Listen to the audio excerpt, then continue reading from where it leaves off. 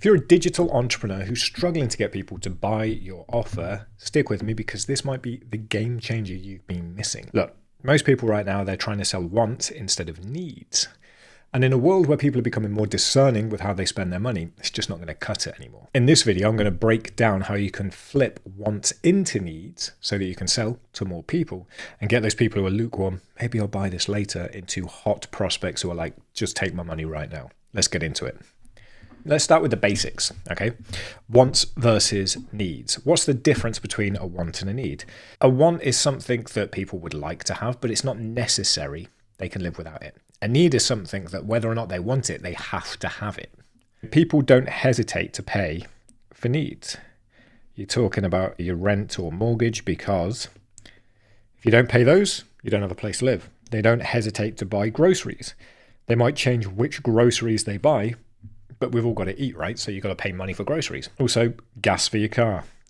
Or if you're in the UK like me, petrol. If you have a car, you need to get it to go places, and the core function of that is to have gas to put in it. Now, wants, on the other hand, people don't need these. And let's say that you run a $997 program that teaches people how to do something in their business. Do they need that? No, that's a want. In a lot of cases, it's one. And often it's marketed as one, which means that people don't actually buy it. So what we want to do is we want to have a little system to turn that 997 product that's a want into something that they need, or at least they perceive that they need. Let's look at a real world example. So essentially, it doesn't matter what you're selling. The likelihood that somebody will buy it is always much higher if people feel pain. And pain doesn't have to be physical pain, but it can be if they have a problem that they need to have solved, they will buy faster. When there's no pain, it's much harder to get them to buy. When you have pain, it's a need. When there is no pain, it is a want. If we look at something really generic like bags. Okay, so who needs bags? If you've got a school-age child who's about to go to their new academic year in their school, do they need to have a bag? Yes. They do need to have a bag, because if they don't have a bag, how are they going to carry all of their books and all of this? Selling school bags just before the start of the academic year, you're probably going to do a great trade because there's a lot of people who need to have that. On the other end of the spectrum, you've got Birkin bags. Now, I might say some wrong things about Birkin. I don't know much about them. I just know my wife always talks about them. And if you're not aware, Birkin bags are from Hermès, the fashion designer. You have to be invited to buy one. And they are between something like $8,000 and $100,000. Nobody needs a bag that expensive. Nobody's going to die if they don't have a Birkin. However, brands like Hermès, and this is true for any luxury brand, Hermès, Rolex, Lamborghini, nobody needs these things. Everybody can survive without them. What they do is they manage to make you feel like you need it. And what they do is they leverage usually the status of the product. It's not the function of the product. Like a Birkin bag will carry books just as well as a cheap $10 bag from the local store, but they sell you on the status and they make you feel like that status is something that you need to have in your life. And they'll use things like exclusivity, scarcity, status signaling, all of these things to make you feel like this is something that you need. And it's aimed obviously at people who have got high net worth or roll in high net worth circles. And they'll do things like, oh, are you really successful if you don't have a Birkin? All of your friends are going to feel like, oh, you're a loser if you don't have this Birkin bag.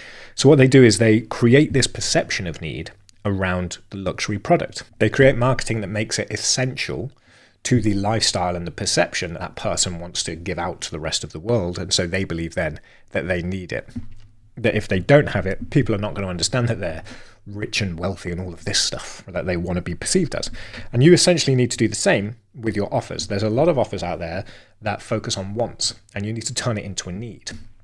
Now, there's two ways that I tend to do this with a lot of digital offers, and I'm going to walk through these two big lever pulls that can help turn a want into a need. The first big lever pull is to think about tomorrow problems. A lot of offers are on tomorrow problems, right? People focus on what it's going to do for you. And it makes sense because we are essentially selling the transformation of where somebody is today to where they want to be. We're selling that bridge that gets them there. And so this always becomes like a tomorrow thing. And a lot of offers, if it's business songs, will show you how to set up successful biz, right? We'll show you how to set up a successful business, and that might be, we'll show you how to set up a Facebook business, Facebook ads business. We might show you how to set up a successful business for drop shipping. It doesn't matter, right? How to get more clients. It will be slightly different in terms of the messaging for each kind of business model, But essentially, a lot of offers are like, we'll help you set up a more successful business. And it's all just about more clients, more customers for you.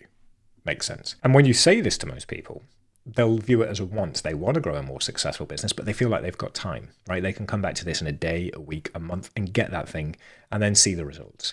It's not a need, it's a want. Hi, that sounds interesting. I'll come back and I'll check it out. Of course, they never do. So what you do is you think, so this is where they are right now. This is where they'll be in, say, 1 month when they should come back and buy from you. And this is where they'll be in 3 months. And this is their end state. So to turn this want into a need, you focus on what they're losing here by not taking action. And if you go through any of my sales material, sales pages, you'll notice I do this a lot. And what we're essentially doing is we're focusing on what they could lose by not taking action today. And that turns it into a today problem. If I don't take action, by this time you could have made 100K.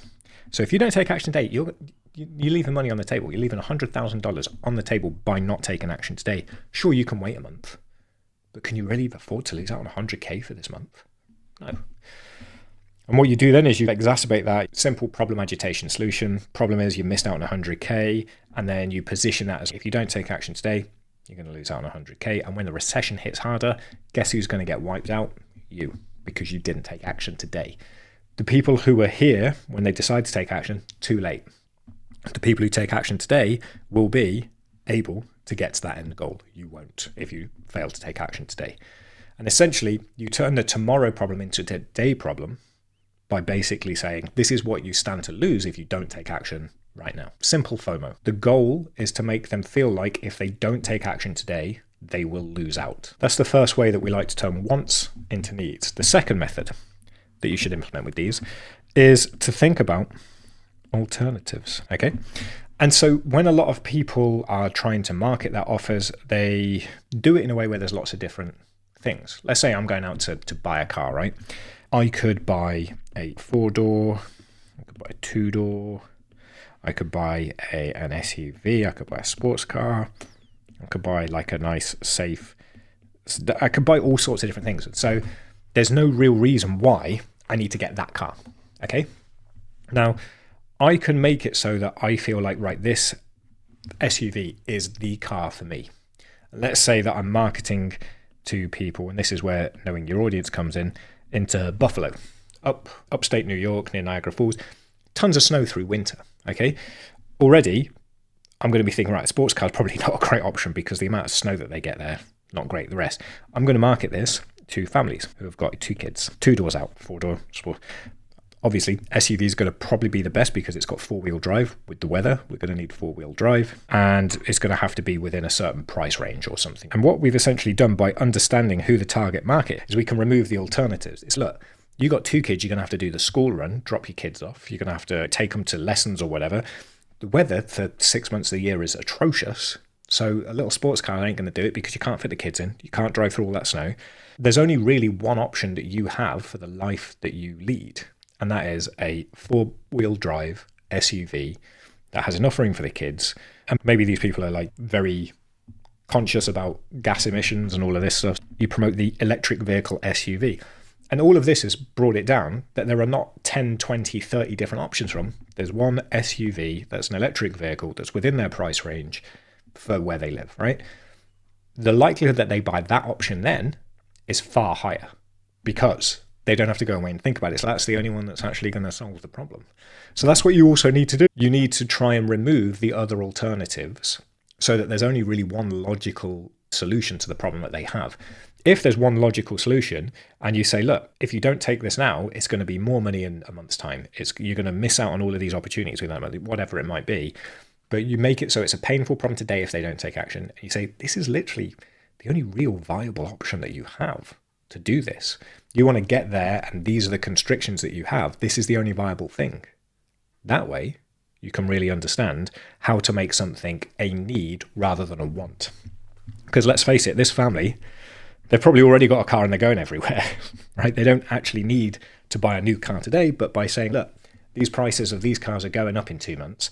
This is the best thing that's going to hit all of these elements that you need in your life. Why don't you buy it today? Put down a deposit today. We'll hold it for you for the price. Your offer needs to feel like the only method that will get them the outcome that they need. Future pace that, tell them what they'll be missing out on by not taking action, and you've got a good little recipe to turn a want into a need. And when you go and examine this and you think about this, go and look at big brands like Apple, Tesla, Rolex, any of these, usually higher end, more luxury priced brands. None of that stuff is a need. If my Mac disappears, will I die? No, I actually do need it for work, but I'll survive. And yet I still buy all Mac products. It's because they make it feel like I need to have it. Same with Rolex, same with any of the luxury big brands. Look, here's essentially what you need to do. Most brands are competing on wants. As soon as you start competing on needs and making it look like your product is something that they need to have, you're going to sell more. You're going to stand out from that competition so much better. And it all comes down to most people will put off fixing things that a want will solve. But they can't put off something that they need to solve. So you need to be what they need. When you get this right, conversions go up, the sales cycle gets shorter. You stop having to convince people to buy because you're just positioning yourself as the right solution for them. Now, if you're serious about turning your offer that's a want into a need and really scaling your business, there's only one place that I know that you can get that sort of help, and that's in Growth Models Plus. There is a link below this video to go and check out what we do in Growth Models Plus, but basically, I'll be in there every single day. There are a group of your peers in there. There's courses, templates, everything that you need to help you sell more of your products. And while I could say we've got all of these cool things in there, think about it this way. If you don't sign up, and if you don't get the systems and the help and the support that you need to help scale your business, how much money have you missed out on in the next 2 weeks, 4 weeks, 6 weeks, 8 weeks? It's a no-brainer, right? Growth Models Plus is the best community for entrepreneurs, those who specifically work in digital offers and service businesses, to scale their businesses to make better profit margins with the systems that we implement. Go check it out, and if you have any questions, let me know. I'll see you in the next one.